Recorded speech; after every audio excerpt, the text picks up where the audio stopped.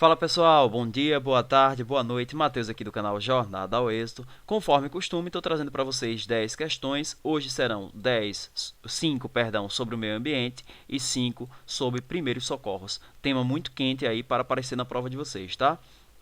As 5 primeiras são de primeiro socorro, de meio ambiente, perdão, e as 5 últimas primeiros socorros. Gente, só lembrando, estamos ainda com materiais aí que servem muito para a revisão dos senhores e das senhoras, tá? Simulados para agente de trânsito, para guarda, sem questões sobre trânsito, sem questões sobre primeiros socorros, não, perdão, sobre estatuto, tá certo? Então, caso queiram adquirir, Instagram, pessoal do canal, tá certo? É o meio mais rápido, vocês me mandam mensagem lá e eu passo para vocês o meu WhatsApp, a fim da gente alinhar aí o envio do material, tudo bem? Sem mais delongas também, vou iniciando aqui. Lembrando, caso você não queira acompanhar agora a resolução, pausa o vídeo, faz o download do material, responde e depois dá sequência aqui para ver se o gabarito ficou conforme ou inconforme, tudo bem? A primeira questão vai dizer assim para a gente, vejam, a utilização de produtos de limpeza biodegradáveis é uma prática pouco recomendada para a preservação ambiental, pois aumenta a contaminação do solo e da água e prejudica muitas populações carentes. Gente, está errado. É o contrário, né? A utilização de produtos biodegradáveis colabora, não é? Exatamente na preservação ambiental em razão da natureza mesmo, da composição destes produtos. Tudo bem? A de número 2 vai dizer assim: o vidro é reciclável. O vidro reciclável é um material que, quando separado corretamente e enviado para reciclagem, pode ser reutilizado infinitas vezes para a fabricação de novos produtos sem perda de qualidade ou de propriedades. Gente, está correto. Muita gente poderia ter apego aqui no caso, ter criado apego no caso, a esta colocação, infinitas vezes. Não, gente, mas está correto. É verdade que se ele for devidamente separado, não é? Depois passado em um novo processo de higienização, ele vai sim ser, ele pode até ser reutilizado aí, tá bom? Diversas vezes. Claro que o termo infinitas, né, ele traz para a gente essa ideia de que realmente não tem fim, que pode ser para sempre utilizado.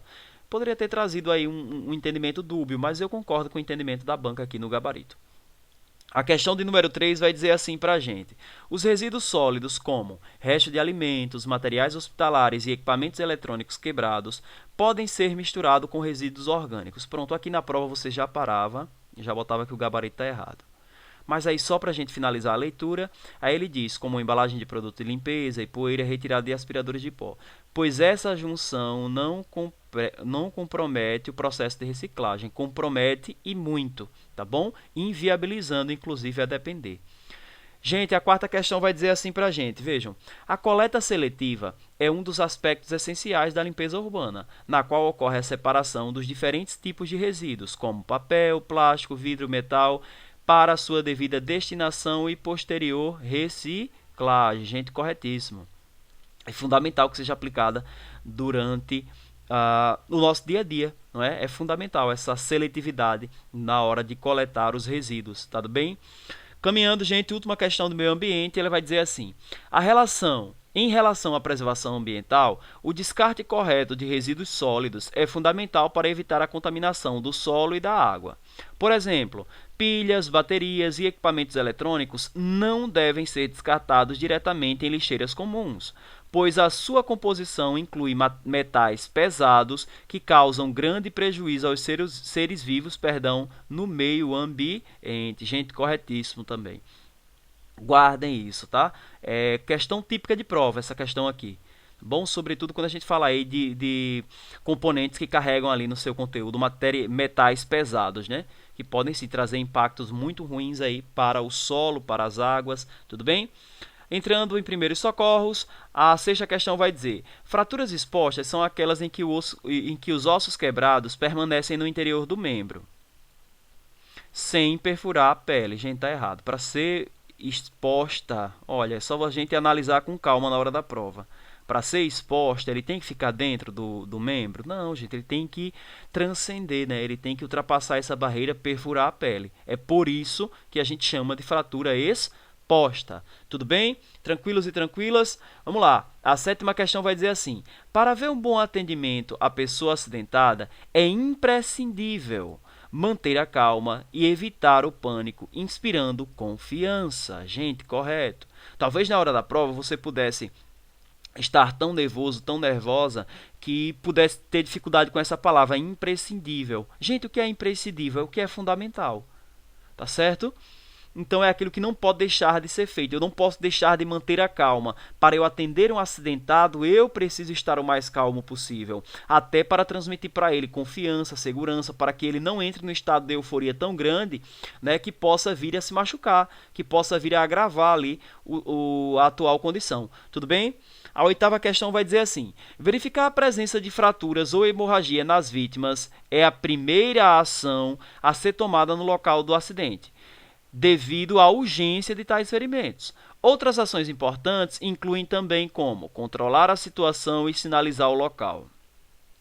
Aqui talvez você possa ter colocado errado, mas ele inverteu. A primeira coisa a ser feita no local de acidente é controlar aquela situação, ou seja, se foi um acidente de trânsito, sinalizar, deixar alguém desviando o trânsito, indicar alguém para acionar de imediato o atendimento especializado de urgência. Aí, claro, no momento sequente a isso, você vai sim tentar ali, num caráter superficial, não é, identificar pontos de hemorragia, de fratura, até para ter um prognóstico, se possível conversar com a vítima, tentar mantê-la calma, tá certo? Então, assim, gente, as bancas gostam muito de inverter essa ordem aqui, então é fundamental que nós estejamos atentos e atentas, a fim de não cairmos nesta pegadinha. Mateus, mas a pessoa está sangrando. Gente, certo.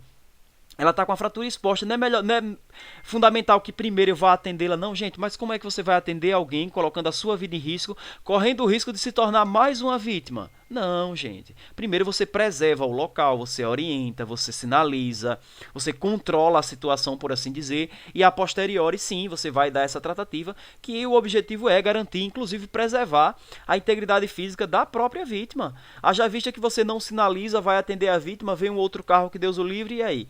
Pode chegar à fatalidade para a vítima, por exemplo. Não é? Então é fundamental esse controle. É uma questão de raciocínio mesmo na hora do momento. Tudo bem? Não deixar se levar pelas emoções. A questão de número 9 vai dizer assim: o uso de torniquete como medida de primeira escolha para estancar hemorragias externas em membros não é recomendado por cidadãos sem instrução necessária, pois erros em sua execução são muito comuns. Gente, tá certo. Porque o básico que as pessoas fazem é o que elas veem nos filmes, né? Ela vê o cara lá, levou um corte na coxa, ele amarra ali antes da coxa e simplesmente o sangue para. Tá, mas e a circulação para o restante do membro? E como foi feito esse torniquete? A que distância? Foi com material apropriado? Como foi? Né? Então, assim, uma coisa é ficção, outra coisa é realidade, tá bom? Então, de fato, aqui você poderia ter colocado que estava errado, porque você diz, oxi, não é recomendável fazer torniquete para hemorragia? É sim, só que aí você não prestou atenção no sem instrução necessário, tá bom? Se não tiver instrução, não faz. É o mesmo caso, por exemplo, de uma pessoa que sofreu uma queda em altura, um acidente de trânsito, e você vai de imediato mexendo, um motociclista que acidentou-se, e você vai de imediato pela agonia, tirando o capacete, mexendo na cervical. Então, assim, regiões muito sensíveis, né, que podem trazer consequências ali para o resto da vida daquela pessoa. De repente, se você tivesse deixado o capacete, não tivesse movimentado a vítima, ela sendo movimentada pelos especialistas, pelos médicos, pelos paramédicos, ela teria tido muito mais chances de não sofrer lesões mais graves na coluna, por exemplo. Tá certo? Então, às vezes, a gente peca pelo excesso, pela agonia, e aí eu volto ao que eu falei aqui na questão do número 7. A importância de manter a calma e evitar o pânico. Tudo bem? Tranquilos e tranquilas? Última questão para fechar vai dizer assim: eu até trouxe para complementar a 9. O uso de torniquete é indicado em casos de sangramentos intensos e incontroláveis. Gente, Mateus, precisa se fazer torniquete? Precisa, não está dizendo que é dispensável, mas ele é indicado para sangramentos intensos e incontroláveis. Tudo bem? Gabarito da questão está em ordem. Ô Mateus, mas você disse na questão anterior que não deve ser feito se eu não tiver instrução nenhuma. É o recomendável. Tá certo? É o que preconiza. Mas se o sangramento está ali, está jorrando, tá. Claro que você vai, de alguma forma, tentar conter aquela situação. E o torniquete é um meio viável. O que precisa, pessoal, é que seja feito com o máximo de instrução, com o máximo de conhecimento. Se eu não sei, o recomendável é não mexer. Tudo bem? Gabarito da questão está em ordem. Para reflexão, eu deixo a seguinte frase: estejam vigilantes, mantenham-se firmes na fé, sejam homens de coragem, sejam fortes. Sejam homens e mulheres fortes, corajosas, perseverem. Prova daqui a 3 dias. Eu sei que os corações estão a mil, tá certo? Eu vou tentar trazer live para vocês amanhã, dia 11. Mas perseverem, tá bom? Mantenham-se firmes, corajosos e corajosas. Deus os ajudará, tá bom? O pior já passou. Agora falta só a prova. É tempo apenas de testar aí os conhecimentos, não é? Mas o que tinha de ser feito já foi. Tudo bem, gente? Forte abraço, Deus os abençoe, bons estudos e até o próximo vídeo.